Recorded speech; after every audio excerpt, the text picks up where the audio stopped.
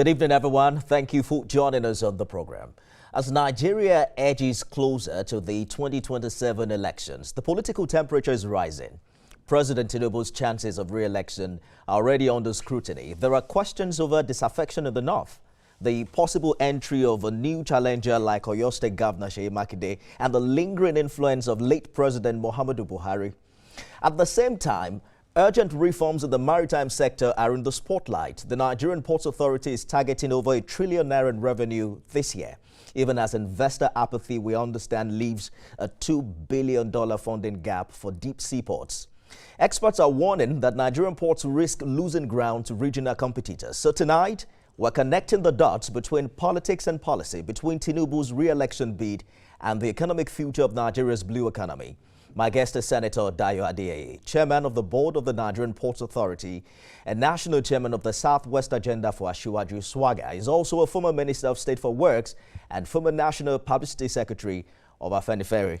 Distinguished, you're welcome and thank you for joining us. Thank you for having me here this evening. Absolutely. I'd like to begin with your current assignment because you've been chairman of NPA board now for over a year. While the authority is projecting record revenue for 2025, we hear that investor apathy has left a $2 billion funding gap. From your vantage point, how well positioned is the NPA to overcome these hurdles and deliver on its ambitious goals? I believe that the general economic atmosphere which President Bola Ahmed Tinubu has created has positively affected the fortunes of major companies and corporations in this country, like the NPA is one of them. I think we now have a very business-friendly environment, and investors are coming in. I don't know where those figures are coming in, $2 billion funding gap, but you recently heard the news that Dangote was planning to build a deep sea port in Ogun State. That is more than 2 billion. I'm sure the cost will be more than 2 billion when it is completed. I was recently in Calabar, Cross River State, where I had opportunity of meeting with the governor. And as you are aware, the Calabar deep sea port is also in the front burner. It's a joint venture between the state government and some foreign investors, and they're at an advanced stage. And I'm sure very soon work will start on the construction of that deep sea port. You are also aware of the fact that Akwa Ibom State too, the state government, is in partnership with some foreign investors as well. And they're also trying to build a deep sea port there. And on a recent trip to from Abuja to Lagos, I happened to be with the governor of Ondo State on that trip. We were in the same aircraft together, and we had the opportunity to discuss. And he also informed me that Ondo State is at an advanced stage, discussing with foreign partners on how to develop a deep sea port also in Ondo State. So all these investments are likely to be coming up, and I'm also aware that there is the idea of building a new port also in Badagry. So there is no funding gap as such, per se. I think the funds, the investors are seeing a very friendly government, a business-friendly government, and they are taking advantage of that. So I believe that whatever anybody may say about the funding gap will be a thing of the past very soon. It sounds really good, and I like your optimism, but experts are also warning that Nigerian ports are losing to Tema and Cotonou. And there are questions of how prepared the NPA is to, make our ports more efficient and competitive. But you are projecting ₦1 trillion revenue this year. How realistic is that? I think it's very realistic. I think we should even do better than that. I think we should do better than that. ₦1 trillion is not a big deal when you reduce it to dollar terms. If you look at it in dollar terms, we are not talking up to about $1 billion. Any efficient port, any good port in the world should be talking about $23 billion. So that's not too much. I believe our NPA will surpass that. Much more, we'll do better than that. So it's not a big deal at all. I think we can do better than that. Yes, it is a fact where some businesses we are losing some businesses to the ports in neighboring countries. But with the port modernization going on in our ports here in Lagos, Apapa and Tinkan, and the new ports coming on stream and better efficiency, better use of technology, I believe that Nigeria is the hub, the maritime hub, not only of West Africa, but even the whole of Africa. So whatever we are losing, we will soon regain, and I see a very bright future for the maritime sector in Nigeria. Let's turn our attention to politics now, because you just launched Swagger 2.0. Yes. And we heard you dismissing fears that President Tinubu may struggle in the north. You were quoted to have said, "I've not seen any person of real electoral value in the north opposing a second-term ambition." But Abubakar Atiku nearly pulled 7 million in the last election. Are you underestimating his influence and the possible coalitions in the north? Atiku Abubakar, I will give him kudos if he's able to get maybe a third of that in the next election. Why so? The factors, because Atiku has bossed himself into a corner. He left a PDP, which is a well-established party, for an unknown quantity called the ADC, where all the actors, the founders of the party, are people who have lost electoral value completely, and which a party that Nigerians have not really embraced. I describe the ADC as dead on arrival. Is in the coalition with Peter Obi. If you add the numbers they had in the last election, it was more than what I am not sure it's even in coalition with Peter Obi to start with, but assuming it's even in coalition with Peter Obi, why Peter Obi? We had an election on Saturday. You saw the results by yourself. Peter Obi is from Anambra State. Some say it's just a fraction of the real deal come 2027. I mean, just a few House of Assembly elections here and there. You will know that is Yoruba proverb. Let me just, that translates roughly as if you will know how the day is likely to be from the morning. And from this election, you will see how the way Nigerians are thinking and the direction in which they are moving. You will begin to see from these by-elections that we're going to have, that we're having. Anambra governorship election will soon come, Ekiti governorship election will soon come, so also Osun governorship election. There are elections that will take place before 2027. And whatever happens in those elections will be an indication of the general feeling of Nigerians and what is likely to happen in 2027. But I can tell you from my little experience that indication, the election that took place last Saturday was around the whole country, in the north, in the east, in the west, and the APC performed exceedingly well. That is a fact, because people have been trying to more or less spring the idea around that, look, Bola Ahmed Tinubu policies are hurting the people. The inflation rate is too high. People's standard of living has fallen drastically, and people are not happy with the government. This has been the narrative from a lot of politicians who are in the opposition. But as you could see, the same people they are talking about, as they say the economic policies are hurting them, they are not doing well. They are the people who threw out in large numbers to vote for the APC in the last election. I doubt, distinguish whether they trooped out in large number. There is the issue of voter apathy, which I'm sure you are aware of, that over the years we've not had up to 50% of registered voters come out for election. The opposition is also crying foul. They say that the elections haven't fared better under this administration. You saw the complaints from the PDP, the ADC, who had highlighted issues of violence and corruption in the recently conducted by-election. Violence by who? If there is violence, it must be committed by whom? Who are the people arrested? From which political parties? From what I read also in social media, a lot of the violence was unleashed by opposition forces who are losing the election, not by APC. That is the truth, and you can cross-check, fact-check this from the police and the other security agencies. So violence by who? And if you, to me, we must give kudos to INEC. INEC have been improving steadily since 1999. They have been improving steadily. In 1999, I happened to have contested the election myself. It was an era in which of ballot slashing, of ballot stuffing, of extreme violence, of people just sitting in their houses and writing figures. But gradually we begin to use technology, and then you saw the use of beavers and all that. And that has drastically reduced the incidences of vote of election rigging. At least we don't talk of ballot snatching anymore. We don't talk of ballot stuffing anymore, because everything has to be backed up with the beavers. Everything has to be backed up with the figures in the beavers must tally with the virtual votes. So that has greatly reduced election rigging. For those who, the people come out and say all sorts of things, for those who are not initiated in these processes, for those who don't know, they will come and bamboozle you and say, oh, the election was rigged. How was it rigged? How was it rigged? People go in, they do biometrics, their identities are there, and then they go and cast their votes, and the votes tally with exactly what the Bible says. How is it? You're not alluding to the fact that our process is perfect, and then it is fraud-proof. Let me tell you, the process is not perfect. No system in the world is perfect. Even President Trump said it was rigged. Up to now, he has not accepted the result of the 2020 elections in America. So the process is not perfect anywhere.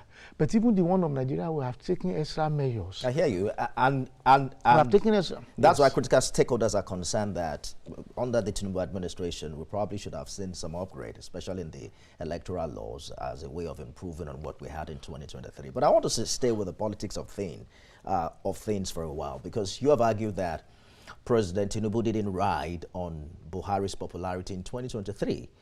But there are also people who would say he probably wouldn't have won that election if Buhari didn't support him.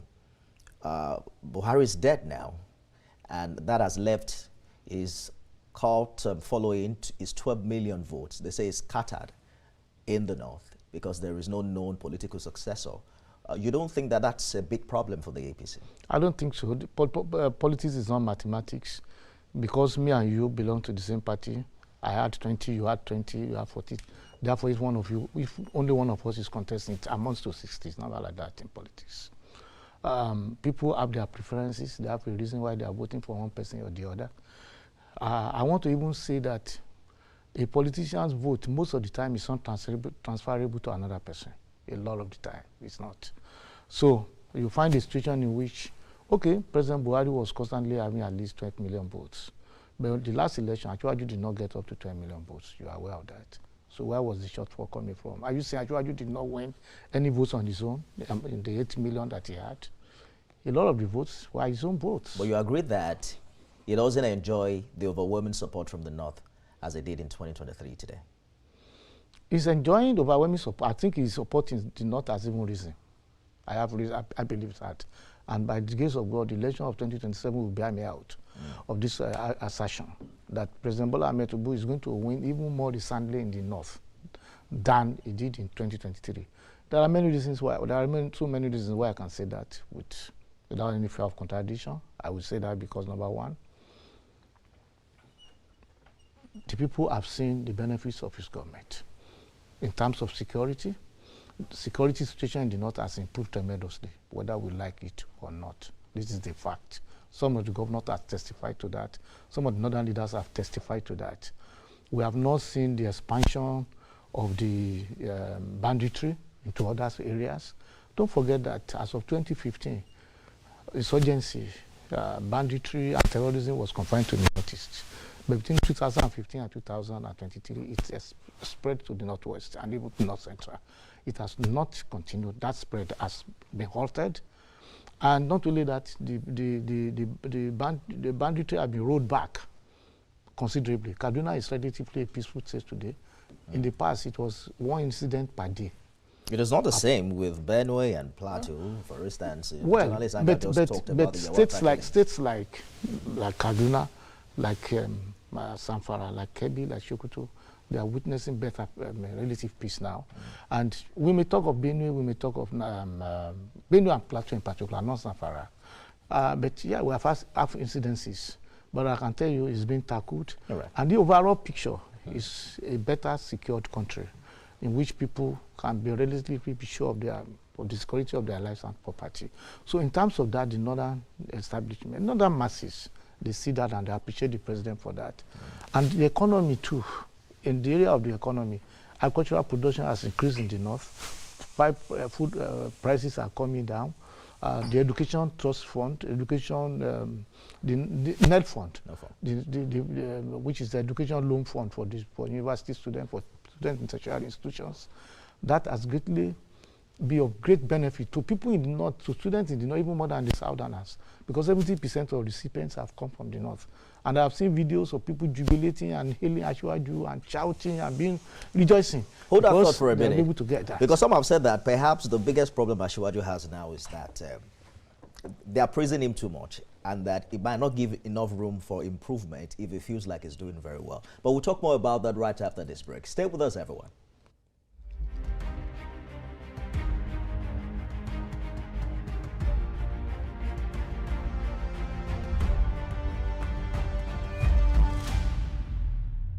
I write to request the kind approval of the National Assembly. Behind every decision, every vote, The ayes have it. and every heated debate lies the heartbeat of democracy. This matter is very, very important. I therefore rule you out of order. Welcome to the place where it all unfolds.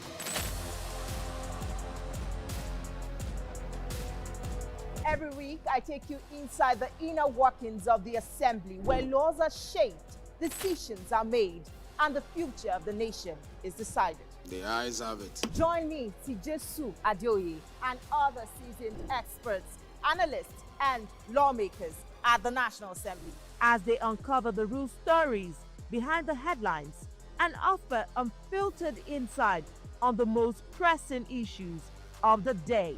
This is your front row seat to the heart of power. Watch the Hallowed Chambers every Saturday at 9 p.m. only on TVC News.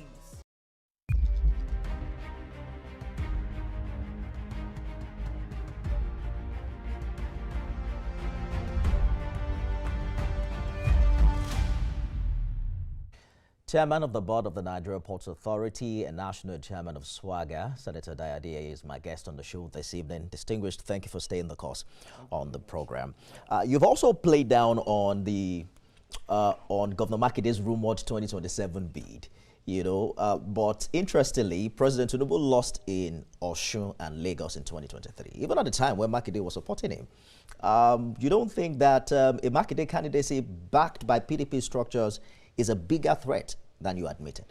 Number one, I'm not even sure Governor Makinde will be running. I'm not sure. He has not declared his interest. And if he does, Governor Makinde, we are not sure he can even get the ticket of the PDP. I'm not absolutely sure of that. But assuming he gets the ticket of the PDP, my argument is that it will not take anything out of the vote of Asiwaju. It will affect him maybe marginally, something you can just write off completely. But I don't think it will eat deep into Asiwaju's votes in the Southwest. The people of the Southwest, unlike in 2023, they are going to vote massively for Asiwaju this time around. Even the governor of Osun State, who was against us in 2023, is now embracing Asiwaju, and he has declared, the PDP in Osun have declared that they will be working for Asiwaju in 2027. That did not happen in 2023. Asiwaju lost in Osun and lost in Lagos. I'm not sure you are in Lagos, me and you are in this town. Are you sure? Will you say that Asiwaju will not win Lagos in the next election? I think Asiwaju will win Lagos in 2027, and the entire vote of the Southwest will go to Asiwaju, including Oyo State. The election of Saturday, yes, it was a by-election. The PDP won in Oyo State. They won in Oyo State. There was some divisions in the APC. The issues are being resolved now, and I believe that in a few months' time, the Oyo APC will come together and they will won. And if that happens, and given the fact that the people in Oyo also still want to keep the presidency in the Southwest, they are going to vote massively for Asiwaju. But by and large, it's the entire country we are looking at. The picture is the entire country. In the Southeast, in the last election, Asiwaju did not win 3% of the vote in any of the states, 3%. But this time around, with the support of most of the governors, I have seen the governor Soludo saying this is the president is going to support. I've seen the governor of Enugu say the same thing. Of course, Governor Opusodima is his greatest champion in the Southeast. Even Governor Oti of LP has said good things about Asiwaju, and I believe the combination of all these factors will give Asiwaju a minimum of 20% in some of the Southeast states. Asiwaju will need more than the support of governors to win in 2027. You just launched SWAGA 2.0, and you've listed reforms like foreign direct investment, trade surplus. You've talked about subsidy removal, food security drive, and what have you. But many ordinary Nigerians complain of worsening hardship. Is Swagger selling a success story detached from reality? No, we are selling a success story that is born out of reality. People will always complain. Inflation is a thing we have to live with. It has been with us since creation of the universe. And if sometimes I listen to Eminence Obi and I listen to Sunny Ade and I listen to Victor Lai, all these songs, it works in the 70s. They complain about inflation. They complain about hardship. We always complain about these things. And I'm acquainted with that narrative, life Senator. is never, there's no time people will agree that they're in an Eldorado. There's no time they will agree that things are now perfectly okay for them. So we will always have complaints. But do you think it will matter the quality of life of many Nigerians prior to 2023 and now for them to decide whether they want to vote Asiwaju? What is the quality? The quality has not deteriorated as far as I'm concerned. I'm speaking from reality. Now you don't queue in any petrol station for fuel. You don't. And that's if you can afford to buy it. And but sometimes when there is scarcity, some of you sometimes buy a liter of petrol for about as much as 1,500 once there is scarcity. That was the situation. And I want to tell you that I want always to look at what the situation could have been, assuming those reforms are not being initiated by President Bola Ahmed Tinubu in 2023. First of, if you have not removed fuel subsidy, I want to tell you categorically, and any economist will say this to you, Nigeria will not have been in a position to even import fuel anymore.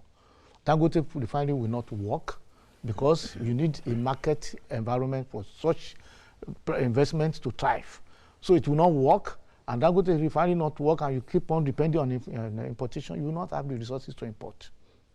And when you don't have resources to import, what will happen? There will be scarcity. A liter will sell for 5,000 or 10,000, and all of us will be riding bicycles. We will not be able to ride our cars. That could have been the scenario. But a person was able to see far into the future, was able to see this and take the collegial decision to avert that horrible situation. The question is how adequate the safety net has been, because economists have agreed with your point of view that they say the economy has stabilized. But it matters where the shoe pinches for the average Nigerian, and that would determine also how they vote. The shoe will always pinch. The shoe will always pinch. And what I would say to average Nigerian is that the pain could have been worse, but for the fact that those reform measures were taken. And well, the issue of cushioning the adverse effects of the reforms in terms of the standard of living of the people, well, that is an ongoing issue. And more is being done. All right. By next year, when the CNG issues, when the CNG stations come on board, and people are able to buy fuel at cheaper prices, power their vehicles cheaply, you will find a reduction in the prices of most goods, all items. So I can even tell you one good news. Yes. Prices are already dropping, not only in the agricultural sector, but even in terms of imported goods. I've seen it. How sustained that would be in the coming days. We have to go now, but it's not all the time we have you in the studio like this. I know in 2020, I think it was 2018, you had this ambition to be governor in Ekiti. So let's go to Ekiti for a while, because earlier this year, was I seeing posters of you wanting to be governor again? Do you still have that ambition? No, I don't. I'm not running for governor. You know, I know not in 2026 because you appear to support the current governor, but do you still nurse that ambition? Well, I do not. I have decided not to have any ambition for anything. I leave everything to God Almighty to decide whatever I want to do with my life. That is my decision henceforth. I'm not pursuing any agenda. I'm not pursuing any ambition. But you wanted to be governor in 2018? I wanted to. I wanted to. It didn't materialize, and I accepted the situation. There's no problem about that. Do you think I'm happy now to support the current governor. How well is Governor Oyebanji doing? And I don't want us to talk about the politics, because we've seen that he's been able to bring all the former governors together, and almost everybody is now singing his praise. But they're talking about bad roads in Ekiti. Is that support translating into good governance for the people? And what do you think are the challenges that he's faced with? People talk about bad roads in Ekiti. I've had it, but a lot of those bad roads are not state roads. They are federal roads. Yeah, but he's in APC now. Yeah, it's in APC. And he has the support. He just declared support for Tinubu. In every state in Nigeria, people will complain about bad roads. Most of the states in Nigeria. I was recently in Calabar, and people told me, even the Obang of Calabar, and everybody, they said, look, our problem here is even this port, when it is working, people may still not patronize it, because when their goods arrive and they want to remove their containers to their destination, through which road will they pass? But the government is tackling this problem. All right. And in the same vein, I was also being told by the governor that those roads that are bad, they have been, the federal government has awarded the contract for the construction of those All roads. And the same thing is happening in Ekiti State. Akure Ado-Ekiti Road is being constructed. Other roads are being attended to by the government. So it's not. We have completely run out of time, Mr. Adeyeye. Hopefully that we're going to have this conversation subsequently. Of course, I like to be here. I love your studio. It's Absolutely. fantastic. The best I've ever seen in the world. Thank you so much for coming. Yes, I commend you for that. Thank you so much. Yes. That's our show, everyone. Remember, you can watch it again at midnight and at 6 a.m. tomorrow. I am Nifemi Ogunto. See you again at the top of the